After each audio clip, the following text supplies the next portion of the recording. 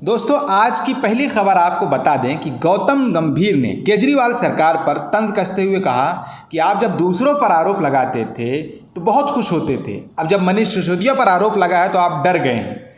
बहुत हो गया है, झूठ बोलना बंद करिए, एक्सपोज होने का टाइम हो गया है। जब गलती करी है तो भुगतना पड़ेगा। आइए आपको पूरी वीडियो सुनाते हैं कि गौतम गंभीर ने क्या कहा है। देखिए, पूरे देश के ऊपर इल्ज़ाम लगाते थे, पता नहीं शीला दीक्षित जी पे क्या क्या बोला। जब अब अपने पे आई है तो हर तरीके से पैनिक क्रिएट कर रहे हैं। अगर इतने ईमानदार और सच्चे हैं तो फिर किस चीज़ का डर है। और लुकआउट नोटिस उसी के अगेंस्ट जारी किया गया जिसने करप्शन की है। इन्होंने तो शीला दीक्षित जी के लिए, बाकी लोगों के लिए पता नहीं क्या क्या बोला था कि सारा देश ही करप्ट था, और कहाँ पर पहुंचा उसका वो रिजल्ट। लेकिन अपना जब लुकआउट नोटिस निकला तो अब पैनिक मत होइए।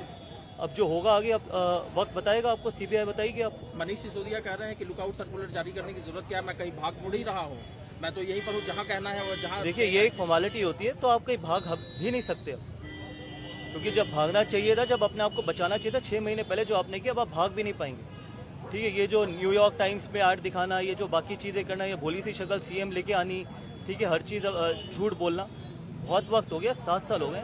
अब इनका वक्त आ गया एक्सपोज होने का, और ये अब अच्छे तरीके से एक्सपोज होंगे। जो गलती करी है उसका इनको उसकी सजा इनको भुगतनी पड़ेगी। एक सवाल आखिरी है, तो केजरीवाल साहब या जो आम आदमी पार्टी के नेता है वो कह रहे हैं कि जो प्रॉब्लम है वो एक्साइज पॉलिसी नहीं है, बल्कि प्रॉब्लम ये है केजरीवाल, और आने वाले समय में 24 में केजरीवाल वर्सेस मोदी होने जा रहा है। ये तो आप बना रहे हैं, वो नहीं बना रहे।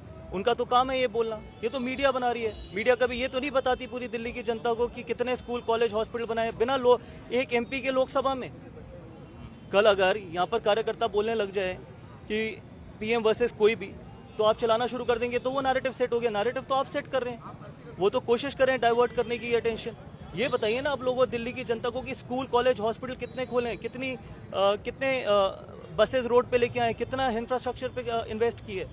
वो जो मर्जी बोलें, आप उसको क्रिएट कर देते हैं बिना एक एमपी के लोकसभा। बहुत अच्छा है, दिल के खुश रखने को गाले पे ख्याल अच्छा है।